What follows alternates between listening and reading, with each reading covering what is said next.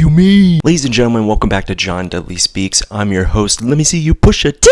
When we talk about 2020's rap, we cannot leave out Gunna. Bolstered by the fame gained through his signing to the YSL imprint under Young Thug, and gaining traction in the industry through his mixtape Drip Season 3, as well as Drip Harder with Lil Baby, Gunna came quickly out of the gate as one of the bigger success stories of the late 2010s SoundCloud era. Drip or Drown 2 performed pretty well and continued Gunna's steady climb, but it wasn't until 2020's WUN, where Gunna cemented himself as not only one of the biggest names on the YSL roster, but one of the biggest names in the new school. Another win for Gunna was that he achieved a #1 album for 2022's Drip Season Forever, impressively outmatching The Weeknd's Dawn FM in the same week. Gunna hit a snag a few months later when he and Young Thug were arrested on RICO charges due to racketeering allegations involving YSL. Young Thug is currently on trial, but Gunna famously made a plea deal that released him in late 2022, leading many to speculate if he cut a deal to sell out other YSL members, aka Snitch. Ignoring the online discourse, Gunna went full speed ahead with his latest release, A Gift and a Curse. And while only a decent record, it does point to the potential he possesses when it comes to his sound and delivery, and if his concerts are any indication, his popularity and virality is at an all-time high. So what does he do with that on his second record in the last 12 months, One of One? Well, more of the same as we expected, just executed much better. Infusing his aesthetic with the most delectable hooks, engaging production, and focused sonic direction of his career so far.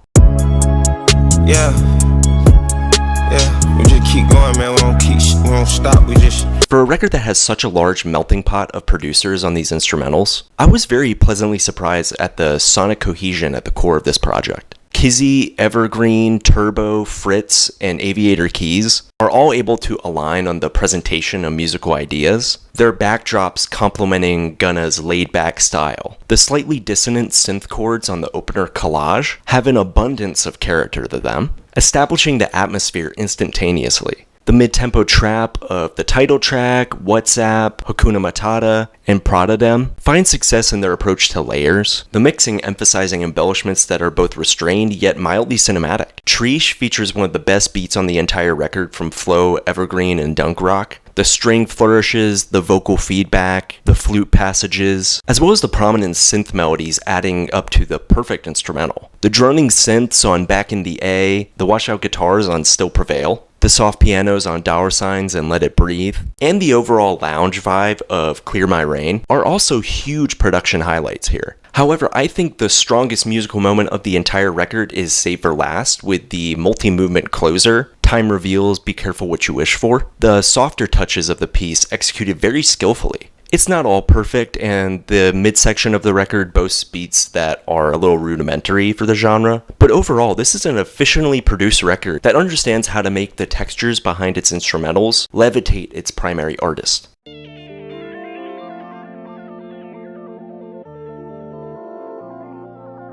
I've never been a fan of Gunna's writing, and to be honest, I've always written off that part of his artistry as a copy of Future's style. But this is the first time where I feel like I've been proven completely wrong, and maybe this whole time I have been wrong. Let It Breathe has one of the most emotionally resonant choruses of the year, and the themes explored here are very thought-provoking. Not to mention, Roddy Ricch's staggering verse is one of the best features of 2024, as he takes direct shots at the music industry itself. The inspirational undertones on Still Prevail and Today I Did Good find Gunna operating in a mode that alludes to something more outside of the lifestyle he portrays. And Back in the A, while simple, indirectly showcases how his success has made him reflect on the journey towards it. I also enjoyed Gunna's innate ability to craft strong structural melodies across all of his hooks and verses, and though the lyrical content isn't made to be important on Pradadem, Collage, and the title track, or Neck on a Yacht, Gunna flips these refrains into something that's potent, almost as if the words are a vessel to sell us on the vibe, and it totally works. I do have issues with a ton of Trio and its clunky log-jammed hook, and Conscience, The Time, and Blackjack come off as flat and redundant. But mostly, Gunna connects here, and the fact that he's able to keep us guessing as to what will grab our attention next is honestly refreshing.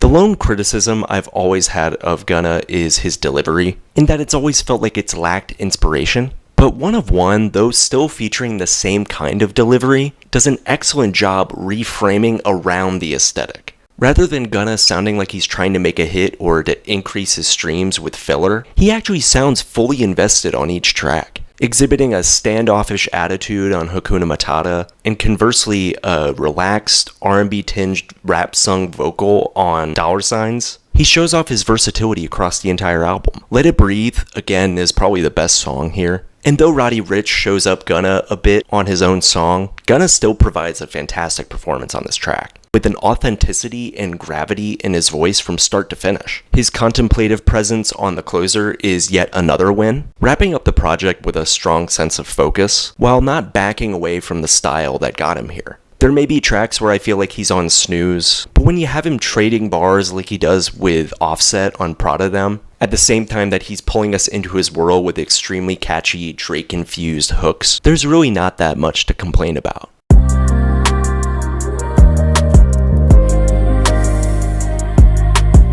For a 20-track album, this record really skates by without a hitch. And that's just because there's so much focus on the musical front to make this album digestible and accessible. There were a few moments where I found songs to not grab me as much, but even then, the swiftness of the track lengths allowed this album to segue quite smoothly. Also, with songs under 3 minutes for most of the album, Gunna is able to make his impact fast without risking overstaying his welcome. And when you're doing that with such decadent production, clean vocal runs, and an overarching tone that's extremely palatable, what you end up with is a satisfying, immersive listening experience.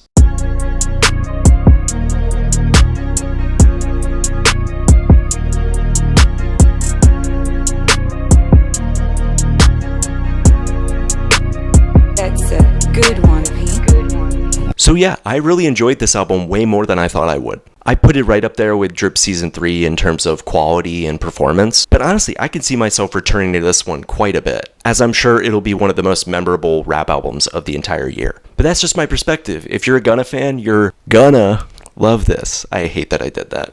And if you're looking for something that's a little bit more low-key in the rap lane after such an intense 2 months of back and forth between Kendrick and Drake, this is that album. Alright, that's all I got. Bye!